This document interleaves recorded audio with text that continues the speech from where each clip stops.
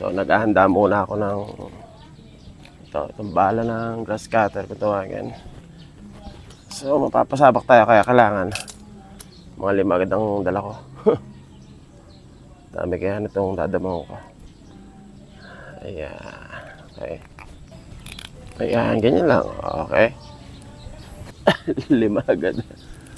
Dami nun. Para hindi tayo pabalik-balik.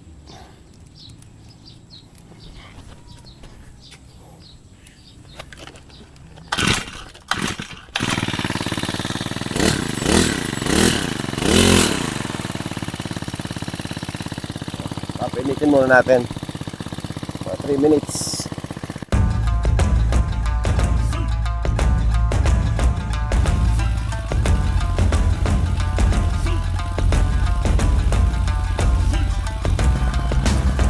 Kung naalala nyo, noong pandemic, uso itong face mask.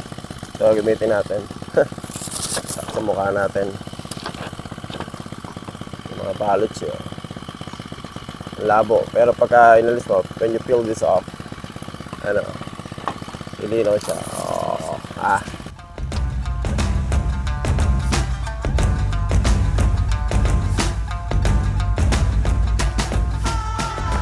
Ayan. Face shield pala. Face mask ginasabi ko.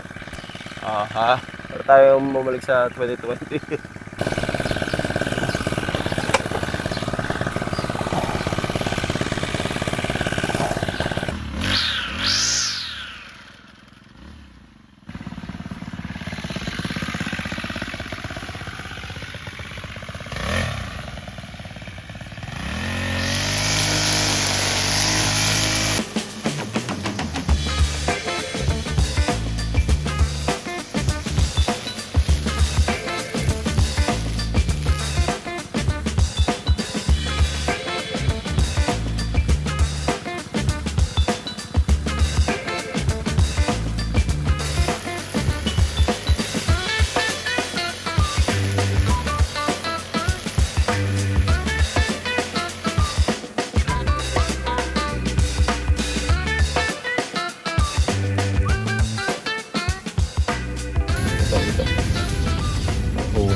Alis na lang.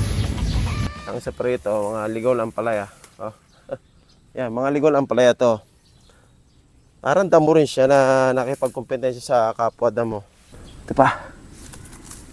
Oh. Dami. Palayang ligaw. Ito katutuan sa okra. Naklang kamote. 14 na puno, pero nakukuha ko rito araw-araw, hindi baba sa 20. Ha? Di ba, nagugulangan pa ako rito eh. Ito pinakamainam na tanim sa yard talaga, itong okra. Okay. Saan pa? Okay. Oh, kulang 30 na siguro to. Grabe. May narim daw sa kalabasa na tinatalbusan mo tulad ng ganito. Ayan. Masyado kasing tatabal. Yung hahabay masyado yung punong gano'n. At yan yung bunga. Misa na. Pero maraming nakatago dyan eh. Ay nako, init na.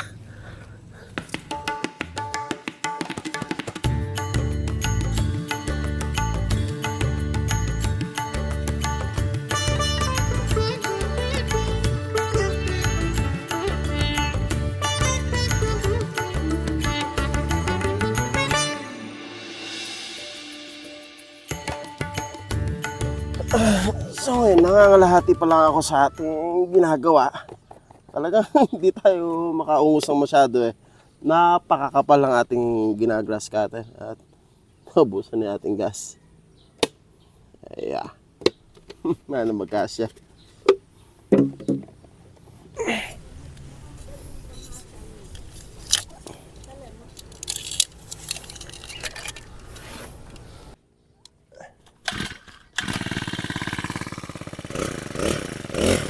Okay. So pupunta tayo doon sa Tagiliran na kung saan doon pinakamarami at pinakamalago ang ating dadamuhan. Grabe, lagpas tao. So ang natira na lang sa ating mga tanim, itong kalabasa, at may ilan lang tayo mga kakong dito. Atar na. Sa tandado mo, napakalago.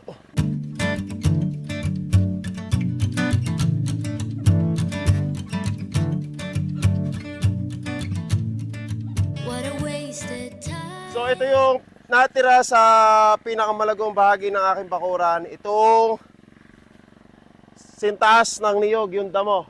Grabe, napakataas. So, atakin ko muna to lahat. Grabe. Ay, sira na yung niyog ko.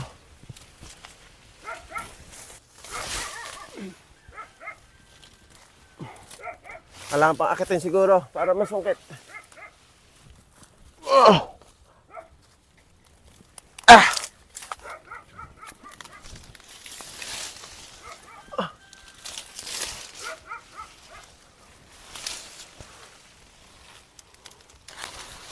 Oh. Oh. Grabe itong kakong na to.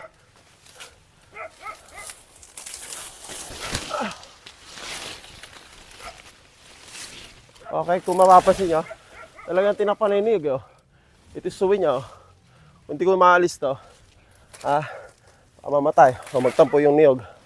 Alam nyo, after a month, first week na yun ng July, isang buwan sakto na nagtagulan, ito na ang ganyang ginawa, ha. Tunda mo na to. Ganyan sila kabilis lumago. Kaya nitong may break ng ulan o monsoon break, sinamantala natin itong pagkakataon na masagawa natin to, masikatuparan to ating gawain na maintenance.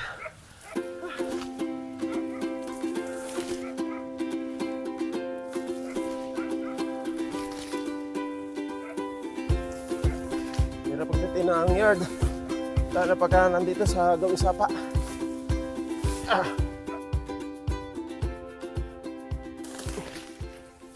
Pati saging, oh. Nabuo na ng kakong. Ay, grabe ang mga kakong.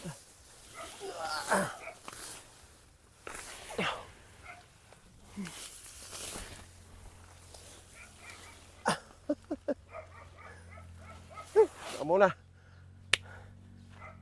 Scatter na.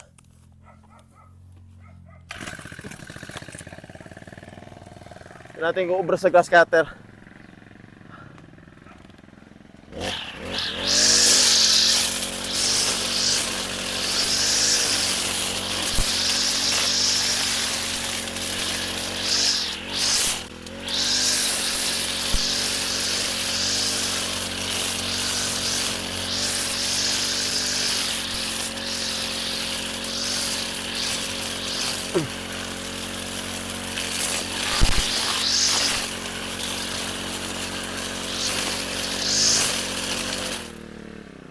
Ay, napilipit na.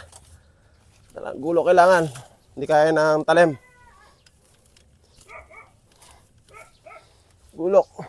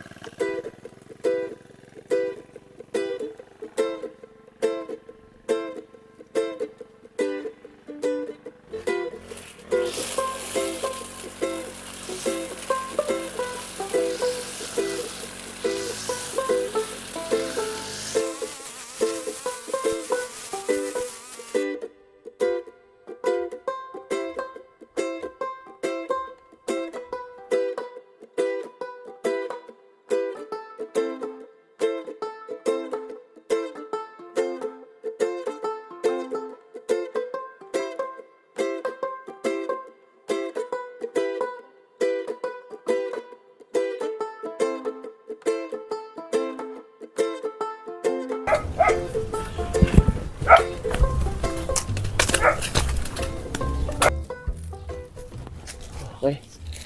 Tinakuha natin. Dami. Sayang na sayang talaga. Dahil nahulog. Hindi ko agad napansin kasi mag-sindig ka sa'yo, hindi napunta rito. Busy.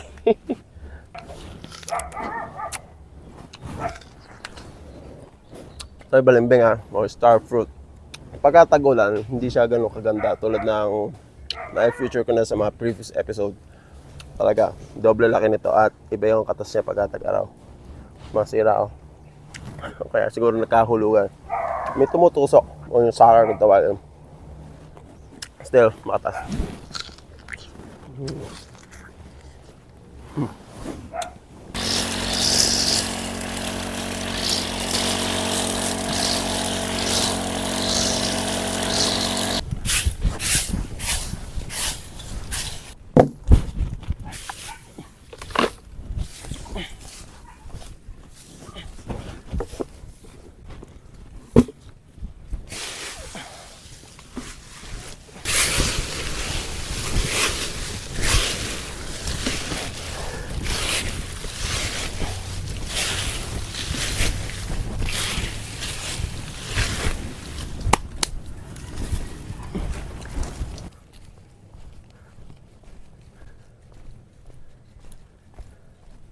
So ilalagay natin ito sa compost pit. So 6 months ago, nung Burr months, o December yata, nakakapag-ipon ako ng punong-puno simula nung nagkaroon ng tinatawag na malakas na bagyo nung last November 2025. Dito natin tinambak lahat ng mga dahon. Ha? Ito siya, ganyan siya kahaba. Oh. Makahabaan na yan ng sapa na yan. Yan aking compost pit. Pero take note ha. Wala sa tubig ha. Nasa gilid lang ng sapa. At yung sapa ay mas malalim kaysa sa compost pit ko. Patay na siya. Oh. So ito yung mga nabulok na 6 months ago. Ayan o, tingnan natin. Ayan o. Diyan ko lang siya tinambak. At ayan lang natin siya mabulok na mabulok. Hanggang sa maging lupa na at aanin natin for the second time around. Pero dito sa portion ng compost pit ko, ayan o, bulok na siya halos o. Ayan. Pwede siyang anin actually. Bulok na siya. Kasi mga grass trim to eh. Pinag-grass cutter ano. Dilim na.